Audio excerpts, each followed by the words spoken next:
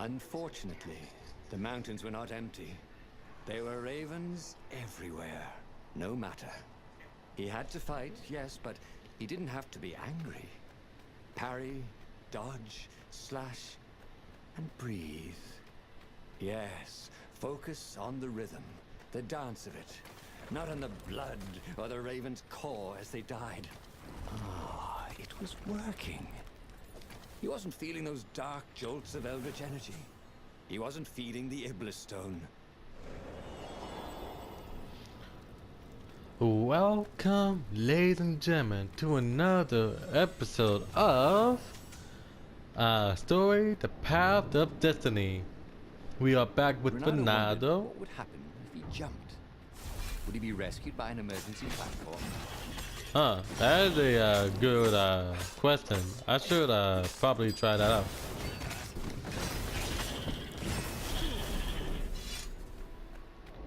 Yeah, let me see if I can jump. The stone was still silent. His mind was his own, and his heart too. He bore them no ill will, these ravens. They were doing their job. They were expressing their nature. Dance, whirl, parry, jab, and breathe. It was all so simple, wasn't it? Something was missing. He didn't feel truly at peace. Wait. Wasn't this near where Calaveras lived? The sage would help him figure it all out. I don't know who Calaveras is, but yeah, I tried jumping off and yeah, the thing won't let me. Wait a minute, did I miss that thing? Ah man, I missed the thing. Like I don't need any more what's it called? Ores and whatnot, but I'm trying to get the achievement, which is I get like, you know, 25 of those big chests. Was it 25 or was it 50? Well, no matter, like I'm still trying to wait a minute, can I go back here? Nah. Alright.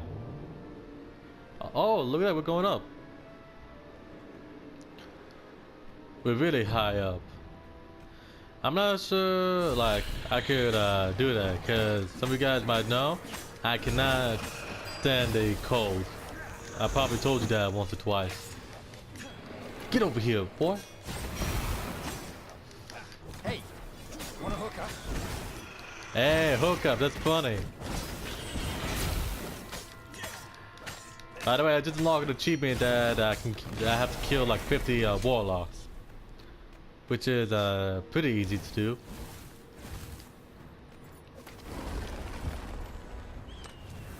Okay. That was a complete waste of my time.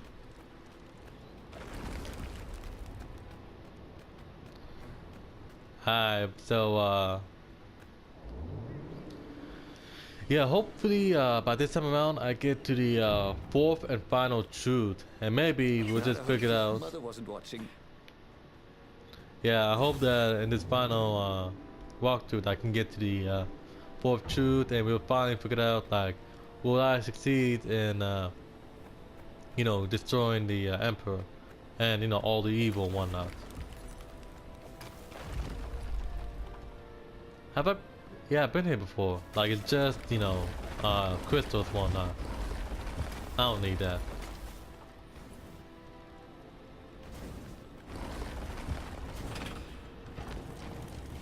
Here we go. I remember this. The Iblis stone, silenced by the Sky Ripper's core, had given Renato enough power to challenge the Imperial fleet. But what Renato was seeking was inner peace. The rebellion was on the verge of extinction, but it would have to wait.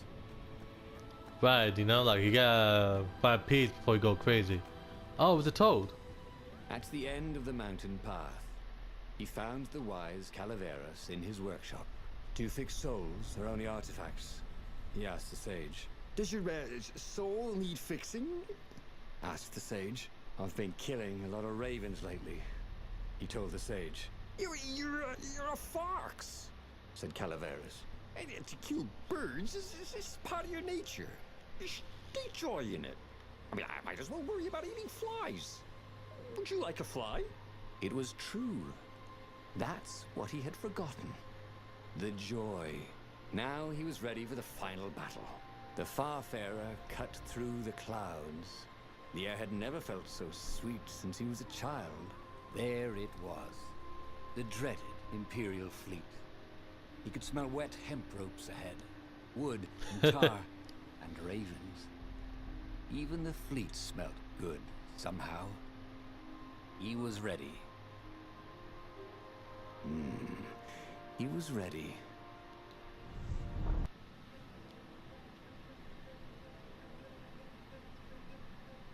We're back here again. Renato had it all squared away in his head. He would kill the Emperor. Isengrim III had begun well, but he had gone mad. He was trying to invoke the lost gods by means of dark, blasphemous rituals. That was a secret. But the victims had spoken to Renato. The ghosts had spoken. No anger. Renato could not afford anger. It was empowering the crystal in his sword. That made him stronger, but it clouded his mind. He would not be a hero. A hero strives. Renato would just be one with everything.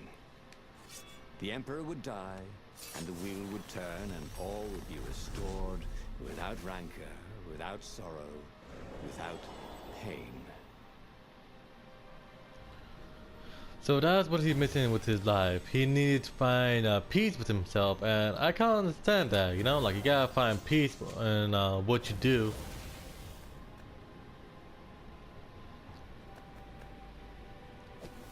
And the sage does have a point, despite being a very obvious, you know? Like, you're a fox, man. Like, just take pride in what you do. Like, ain't no shame of, you know, being what you are. And I think that's a very good lesson to learn, you know? Just be you. But the more he thought about it, and he had so much more time to think about it now that he was not worrying about the battle, killing the Emperor would not change anything. Another would take his place. Perhaps Zenobia.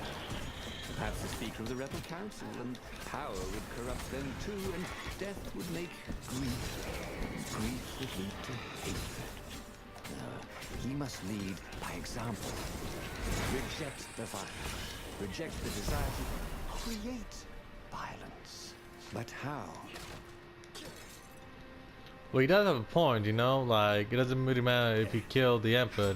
People will always, you know, take over for him, and he should lead by example, you know? He should resort to peaceful. There was an inscription. No spitting. Okay, so no spitting. That's good to know. Or even don't.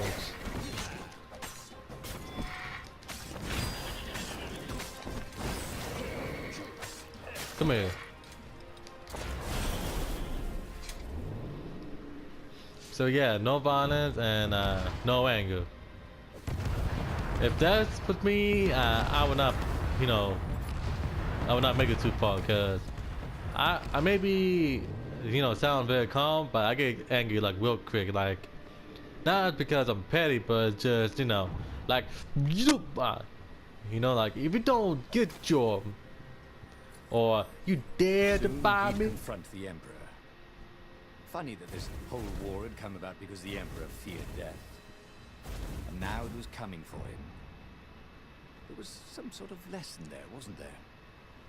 But yeah, if you remember, like, the first time around, I was very aggressive in the beginning, but now I learned that being aggressive is not, you know, what helped beat the game, because it's not like, you know, other games where you can be aggressive, you can be a savage all the time and you win. But here, being a savage, you know, just gets you killed. As you can see, I've been betrayed multiple times by acting like a savage. And what's it called?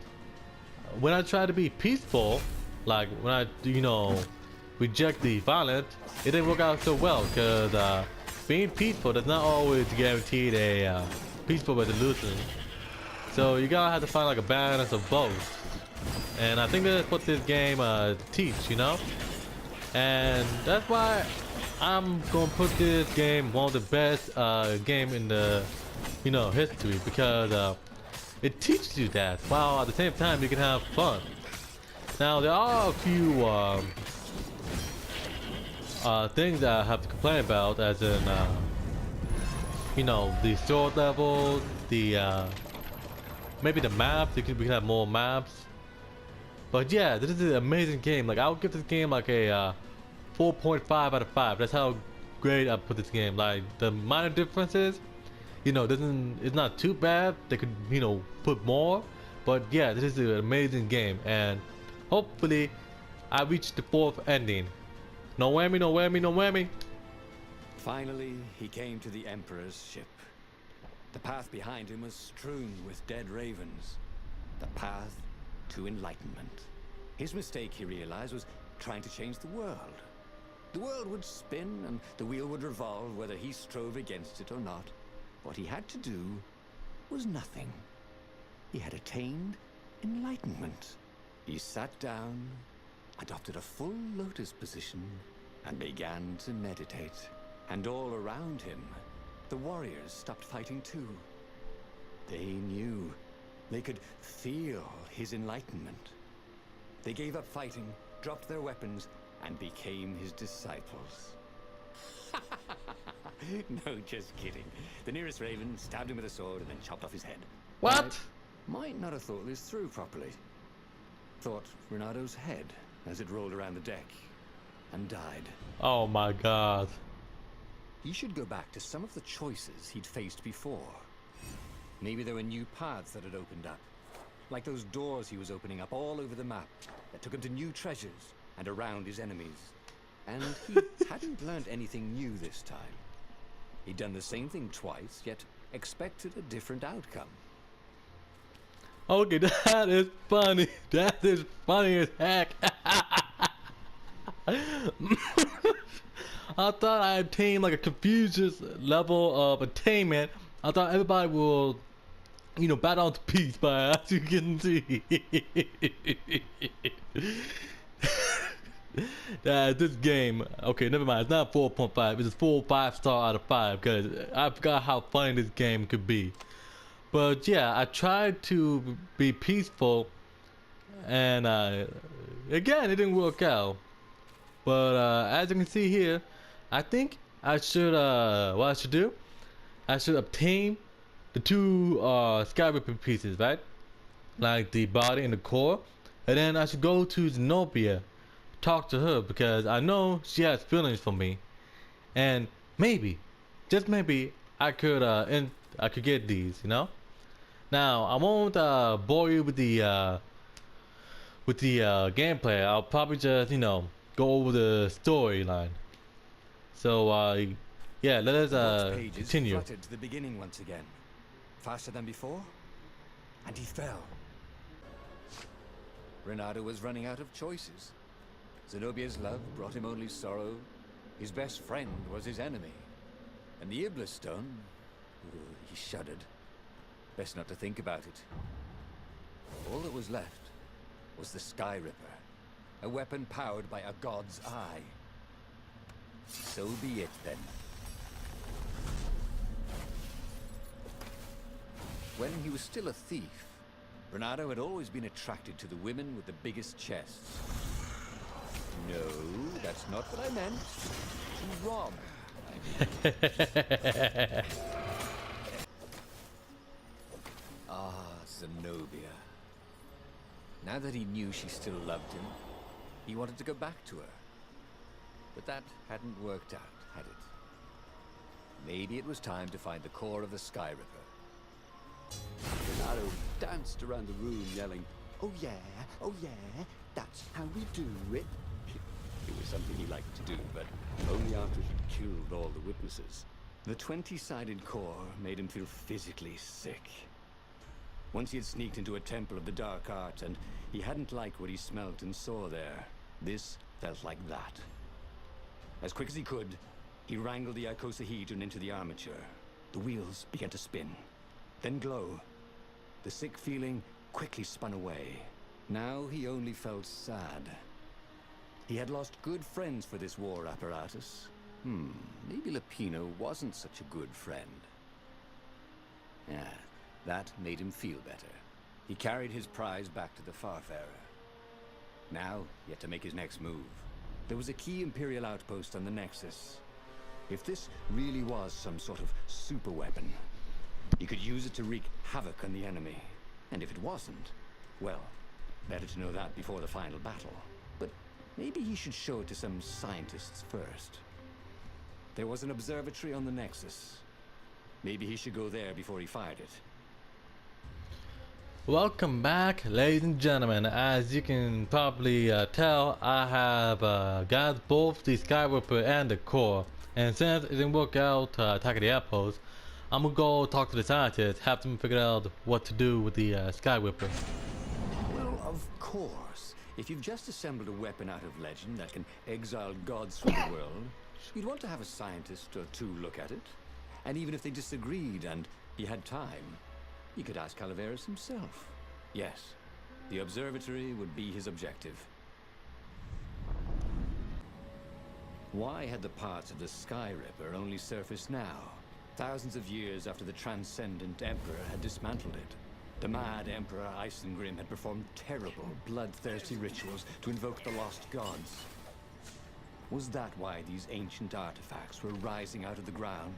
How perfect, then, that the Skyripper would reappear to be his destruction. Well, ladies and gentlemen, during my travels, I have unlocked the achievement where I needed to unlock the 25 big chests and giggity.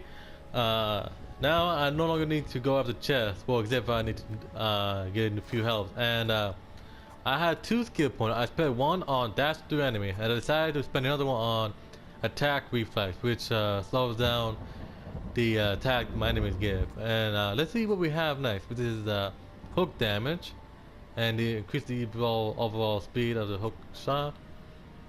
And this one, I can dash to the shield, which is cool. Stunning, when I dash through them, I stun them and knock them down, which is kind of cool. True sword flew after attacking any enemy with distant auto reacts when okay, I don't know what that is.